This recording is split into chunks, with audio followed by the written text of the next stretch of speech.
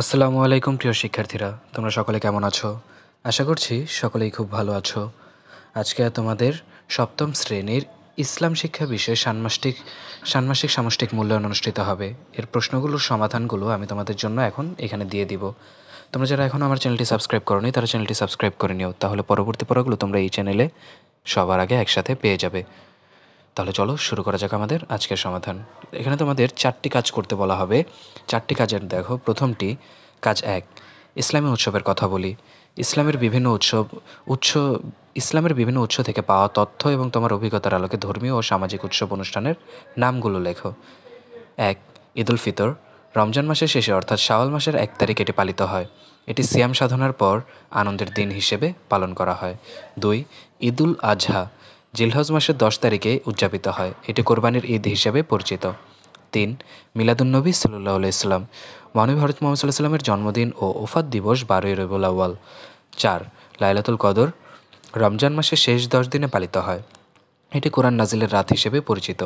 এই রাতে ইবাদত করা হাজার মাসের চেয়ে উত্তম। 5. শবে বরাত। শাবান মাসের 15 তারিখে পালিত হয়।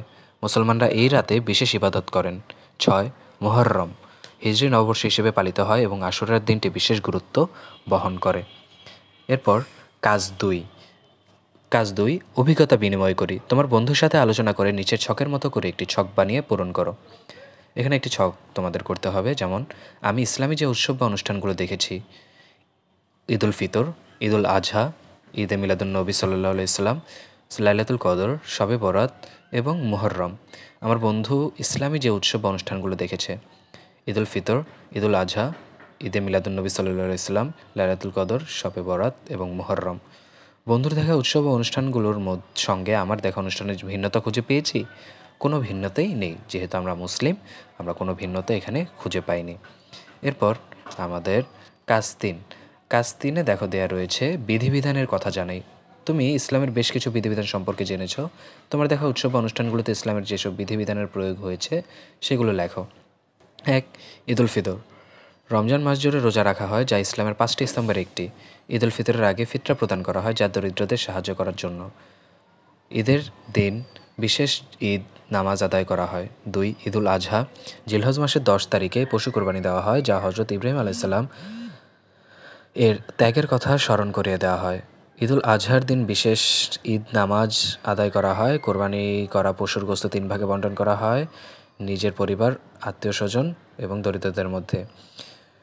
3. মিলাদুন্নবী সাল্লাল্লাহু আলাইহি ওয়াসাল্লাম। এই দিনে মহানবী হযরত মুহাম্মদ সাল্লাল্লাহু আলাইহি ওয়াসাল্লামের জন্মদিন উপলক্ষে মিলাদ ও দরুদ পাঠ করা হয়। বিভিন্ন মসজিদ ও ধর্মীয় প্রতিষ্ঠানে বিশেষ খাবার বিতরণের ব্যবস্থা করা হয়। 4. শবে বরাত। শবে বরাতের রাতে ইবাদত, কোরআন তিলাওয়াত ও দোয়া করা, মৃত আত্মীয় স্বজনদের গুনাহ মাফের জন্য আল্লাহর কাছে দোয়া করা হয়। কেউ কেউ এই দিনটিকে কেন্দ্র করে রুটি, মাংস, হালুয়ার ব্যবস্থা করে থাকেন এবং তা গরিব দুঃখীদের মাঝে বিতরণ করেন। 5. লাইলাতুল কদর। মুসলিমদের কাছে লাইলাতুল কদর একটি মহান ও ফজিলতপূর্ণ রজনী। এটি মূলত রমজানের শেষ দশকের যে কোনো একটি বিজোড় রাতে পালন করা হয়। এই রাতে বিশেষ ইবাদত ও দোয়া করা হয়, কোরআন তিলাওয়াত করা হয়। প্রত্যেকটি উৎসব অনুষ্ঠানে ইসলামের বিধিবিধান অনুসরণ করে ইবাদত, রোজা, নামাজ ও দান করার মাধ্যমে মুসলমানরা তাদের ধর্মীয় দায়িত্ব পালন করেন এবং সমাজে শান্তি ও কল্যাণ প্রতিষ্ঠার চেষ্টা করেন। এ হলো আমাদের কাজ 3-এর সমাধান। এরপর আমরা দেখব কাজ 4। এই কাজটি তোমাদের দলগত হিসেবে দেওয়া হবে।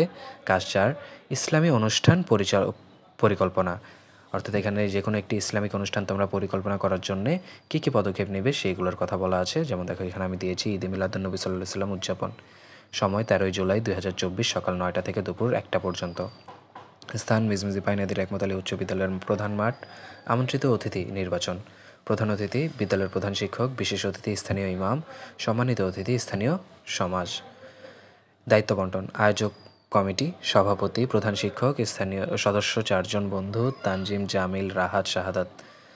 আলোকসজ্জা ও মঞ্চ স্থাপন: তানজিম, জামিল। খাদ্য ব্যবস্থাপনা: তানজিম, শাহাদাত। প্রচার ও গণমাধ্যম: রাহাত।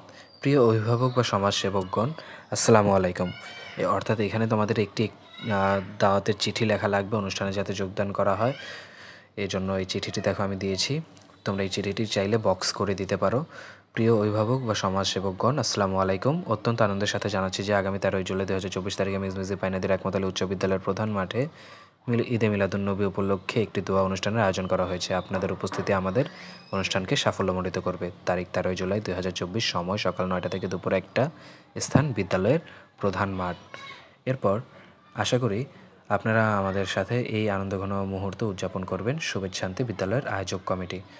অনুষ্ঠান সূচি বা আলোচ্য সূচি সকাল 9:30 অনুষ্ঠানের সূচনা এবং কোরআন তেলাওয়াত সকাল 10টা, প্রধান অতিথির বক্তব্য সকাল 10:30, বিশেষ অতিথির বক্তব্য এবং দোয়া সকাল 11টা, প্রার্থনামূলক হামদ ও নাত সকাল 11:30, শিক্ষার্থীদের ইসলামী সাংস্কৃতিক পরিবেশনা দুপুর 12টা, পুরস্কার বিতরণ অনুষ্ঠান দুপুর 12:30, মিলাদ ও দোয়া মাহফিল দুপুর 1টা, সমাপ্তি ও খাদ্য বিতরণ। অনুষ্ঠান সংশ্লিষ্ট কোরআন হাদিসের বাণী প্রার্থনামূলক হামদ বা নাত, কোরআন থেকে বাণী। আর স্মরণ করো, যখন তোমাদের পালনকর্তা ঘোষণা করলেন, যদি তোমরা কৃতজ্ঞতা প্রকাশ করো তবে অবশ্যই আমি তোমাদেরকে আরও অধিক দেব, আর যদি তোমরা অকৃতজ্ঞ হও নিশ্চয়ই আমার শাস্তি অতি কঠোর। সূরা ইব্রাহিম আয়াত 7। প্রার্থনামূলক হামদ। ত্রিভুবনে প্রিয় মোহাম্মদ এলো রে দুনিয়ায়, আয়ের সাগর আকাশ বাতাস দেখবি যদি আয়। এই পরিকল্পনার মাধ্যমে বিদ্যালয়ের একটি সুন্দর এবং স্মরণীয় ইসলামী অনুষ্ঠান উদযাপন করা সম্ভব হবে বলে আমি মনে করি।